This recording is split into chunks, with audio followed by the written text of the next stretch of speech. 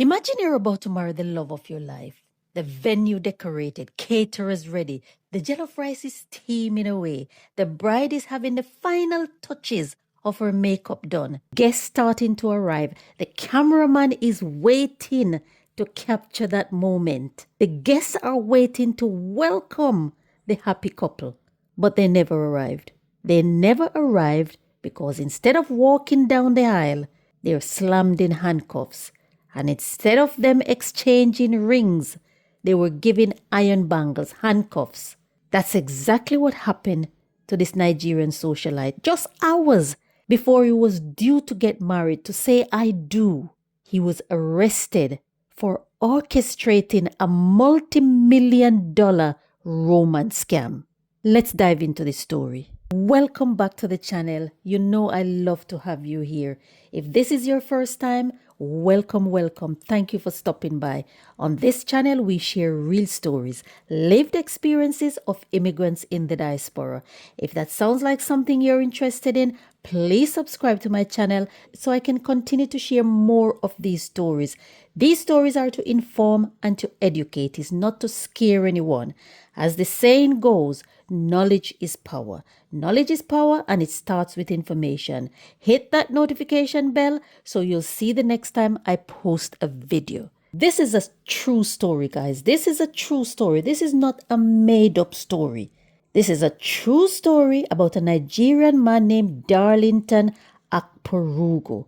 Darlington is 47 years old and his bride-to-be, 35 years old, Jasmin Sood. Darlington and Jasmin was supposed to get married in May, but this highly anticipated wedding took an unexpected turn when the bride and the groom was arrested just hours before their wedding ceremony was due to take place. Why were they arrested, you would ask?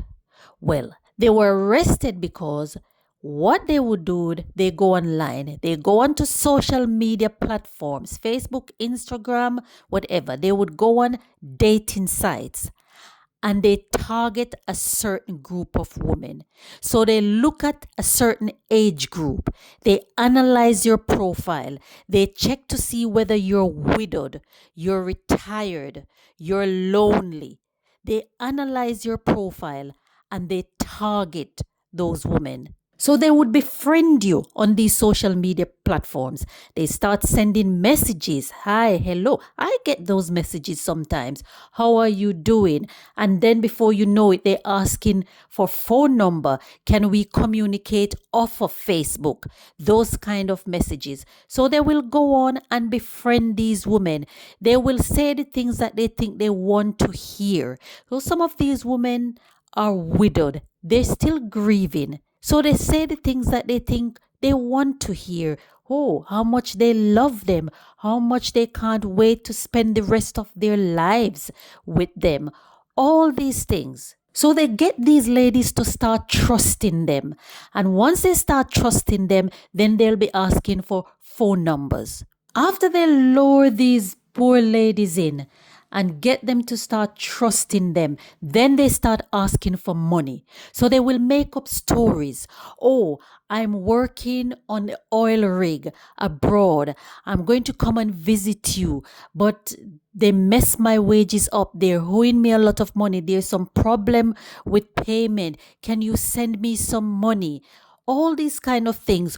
Or I was on my way to the airport and I had an accident. Now I needed surgery, but I don't have health insurance. Can you send me some money because they won't operate unless I pay? All kinds of fictitious stories. So they would prey on these women vulnerability and scam them out of millions. 3 million, more than 3 million US dollars. They scammed these ladies. Dozens, not one, not two, dozens of victims. They've scammed out of more than 3 million US dollars. And as I said, most of these ladies are elderly or widowed because this is the group that they target. This is the group that they think are vulnerable.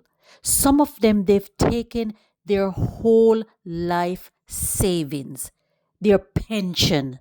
Once they collected all that money, they will now transfer that money into different accounts in Nigeria. So they set up a lot of fake accounts, different names, and they will transfer that money into all these fake accounts in Nigeria. They were arrested just hours before they walked down the aisle and say, I do. 47-year-old Nigerian man, Darlington Akporugo, he pleaded guilty to wire fraud and conspiracy in connection with a nationwide Roman scam.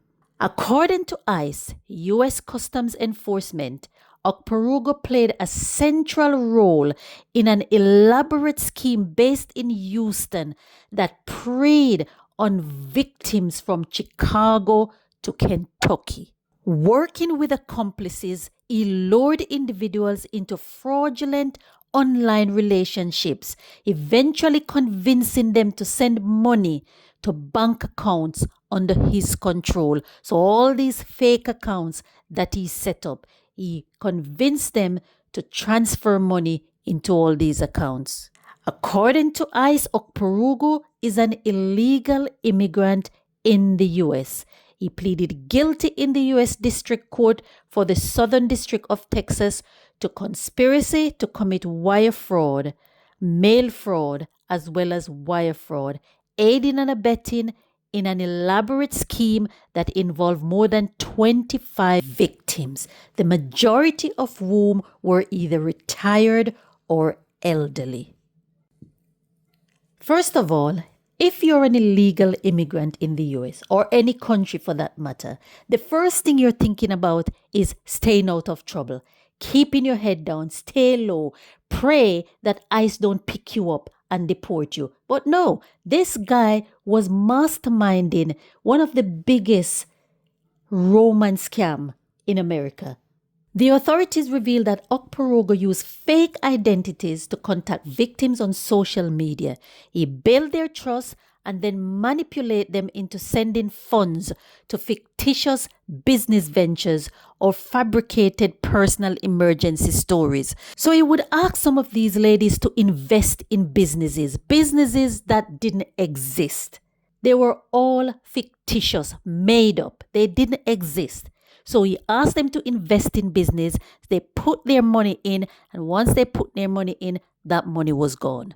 As part of his plea agreement, Akporugo admitted to soliciting victims primarily through platforms like Facebook and directing them to deposit money into accounts belonging to him or his co-conspirators. Much of that stolen money was then funneled overseas. So he would transfer all that money to all the various fake accounts in fake names that he has in Nigeria. And it wasn't just cash that he was taking from these victims. Beyond the cash and the wire transfers, Akporugo also convinced the victims to open lines of credit in his name. And in at least one occasion, he purchased a luxury vehicle for his personal use.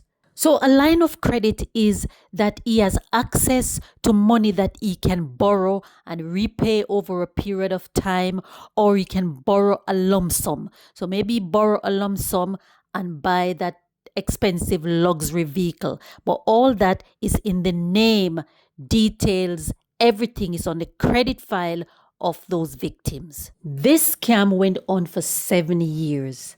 7 years. U.S. Immigration and Customs Enforcement saying during a multi-year investigation, authorities identified more than 25 victims. Most of them are elderly or retired. 25 victims, not one, not two, 25 victims, totaling more than $3 million. Akporugo is set to be sentenced by U.S. District Judge Charles Eskridge. He faces up to 20 years in federal prison and a maximum fine of $250,000 US. What are your views about this story? 20 years in prison. Do you think that justice has been served? Or do you think that the sentencing is a bit excess for the crime?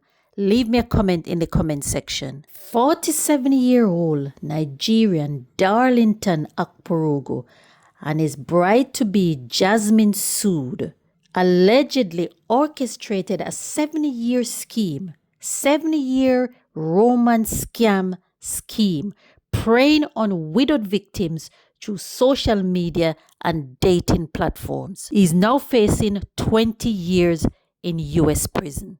Akporugo and his co-conspirators created fake identities online, posing as soldiers, oil workers, or businessmen.